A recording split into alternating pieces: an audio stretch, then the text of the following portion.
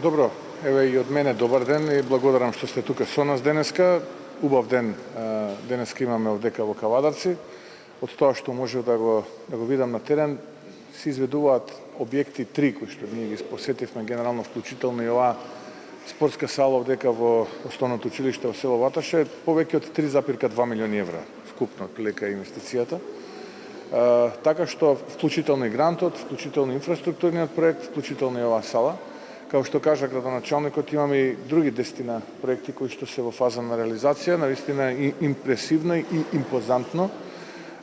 Не можам да останам равнодушен да не кажам дека додека овие во владата продолжуваат да крадат, градоначалниците од редот на ВМРО ДПМН продолжуваат да градат. И тоа не може да не направи среќни и горди на тоа што сме го ветувале кога гледаме дека се исполнува и дека се реализира. Убеден сум дека не само во Кавадарци, туку и низ цела Македонија ќе продолжи да се гради на локално ниво од сега, и убеден сум дека наскоро денеска ќе имаме предвремени парламентарни избори кога ќе може владата на ВМРО ДПМН повторно да ја гради после 5 годишна стагнација нашата држава Македонија.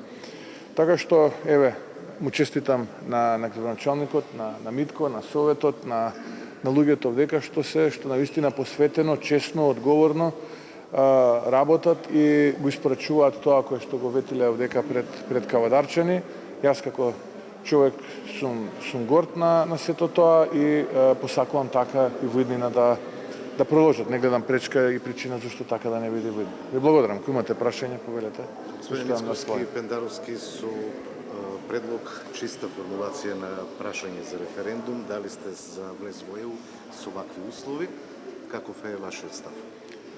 Па морам да признам дека после подолго време за прв пат можеби сме на иста бранова должина со Пендаровски. Во таа насока и јас размислувам да излезам со формулација на прашањето пред извршниот комитет, но и пред граѓаните, и очекувам Пендаровски по тоа да ги повика и останатите политички партии во Македонија, доколку отприлика таа биде суштината на прашањето, да излезат на референдум, затоа што веќе кажа и јас наистина сум пријатно изненаден од неговиот став, бидејќи гледам позитивен за референдумското изјаснување, што представува еден највисок чин на демократијата во една држава. Граѓаните да одлучат дали сакаат вака, асимилирани, бугаризирани, под диктат, да имаат европска иднина, или пак горди, достоинствени, кога за тоа ќе се создадат услови во блиска иднина, да имаме европска иднина. Значи, европската иднина и желбата на граѓаните, но и на политичките субјекти никогаш не била под знак прашање, немало дилема, туку само патот.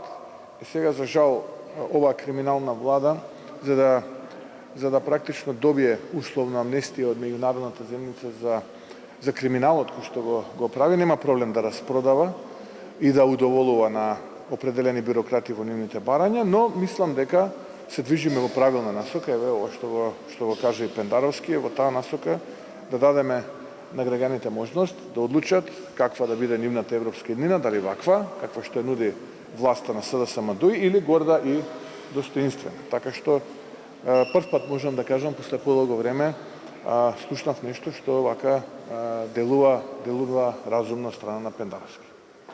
Уште едно прашање. Вчера обвинителството поднесе обвинение против директорот, заменик директорот и докторот во Тетовската болница, каде што се случи трагедија.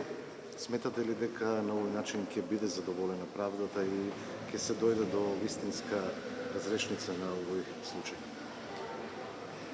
Најпрво жалам сето она што поминаа тие луѓе кои што ги загубија своите најблиски таму. И жалам што повторно власта некако според народната удира по самарот и не ги бара вистинските виновници за сето ова. Но тоа е последицата од овој трул систем во кој што ние живееме и функционираме. И затоа се потребни промени, затоа се потребни предвремени избори, за да дојде влада и луѓе кои што ќе водат Македонија во насока во која што ќе има одговорност. И нема да важи онаа народната да удриме по самарот, туку да го најдеме вистински одговорниот кој што направил пропусти, за да се изгубат сите оние трагични човечки животи. И затоа не треба да ни се чуди зошто изминатиот период не се случуваше ласкарци, па не се случуваше во близина на Софија онаа несреќа на Беса Травел, само поради трулиот систем и поради обидот да се обезбеди политичка неказнивост за луѓе кои што очигледно се виновни и се удира по самарот. Тоа е суштината во ова ваше прашање. Уште еднаш ќе повторам, жалам за изгубените човечки животи. Ова нема да ги врати, но уште повеќе ќе зголеми болката, бидејќи овие луѓе кои што се предмет на овој кривичен прогон, можеби се на дното на пирамидата на одговорност. Вистинските кои што треба да понесат одговорност, за жал не се вклучени во овој кривичен процес. Уште едно прашање. Да, Бектеши апелира до граѓаните да штедат енергија. Дали ВМРО-ДПМНЕ ќе поддржи прогласување на енергетска криза во државата? Прво, најверојатно живееме во различен свет со владата, бидејќи граѓаните секако штедат. Тие немаат можности финансиски да си дозволат повеќе. Тие секако се доведени на работ на амбисот. Се фаќаат за сламка практично, за да го поминат од први до први. Најголем дел од нив и тука мака мачат да го поминат од први до први месецот.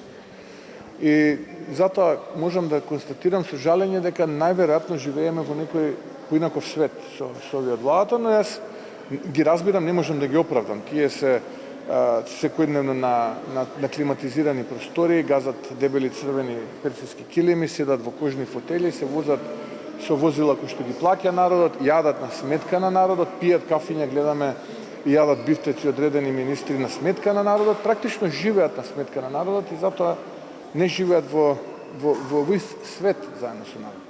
А кога сме кај енергетската криза, би сакал да потенцирам две работи. Од април месец предлагам зафати. Година дена веќе зборувам дека ова ќе дојде.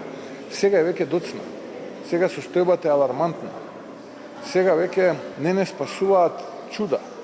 И тоа го знае, предпоставувам, секој еден експерт во областа. Не верувам дека овие од владата го знаат, бидејќи тие немаат елементарно познавање што не чека, но секој еден експерт во областа знае дека ние не сме подготвени да ја пречекаме ниту есента, ниту грената сезона, ниту зимата, односно да ја пречекаме на нормален начин. Ке треба многу пари, народот заложување и така натаму, за да некако ја побинеме, иако сум се уште исплашен дека се можни рестрикции. Се можни рестрикции оваа зима, да се вратиме во времето од пред 40 години, кога за жал тоа ни беше секојдневие. Така што ниту еден од моите предлози во минатото не беше сериозно прифатен, туку напротив бев напаѓан и од страна на владата велеа дека имаат работата под контрола. Ако имаат работата под контрола, чумо кризна состојба. Јас реков во една прилика дека кризна состојба поради енергетската криза можеме да поддржиме, но откако ќе видиме како се потрошени парите при претходната кризна состојба поради енергетската криза. Да видиме, да ни објаснат како тоа битумен за едно јавно предпријатие цистерна чини 1200 евра, а за друго 12.000 евра. Да ни објаснат како се даваат тендери во 4 очи за ископ. Да ни објаснат како се даваат тендери во 4 очи за набавка на мазут. Да ни објаснат како се правени и давани тендерите за превоз на увезениот јаглен. И така натаму имаме многу непознати кои што треба они да ги објаснат, бидејќи тоа на крајот од денот се народни пари, пред да народните избраници кои што го представуваат народот таму се сложат за нова кризна состојба поради енергетската криза. И благодарам.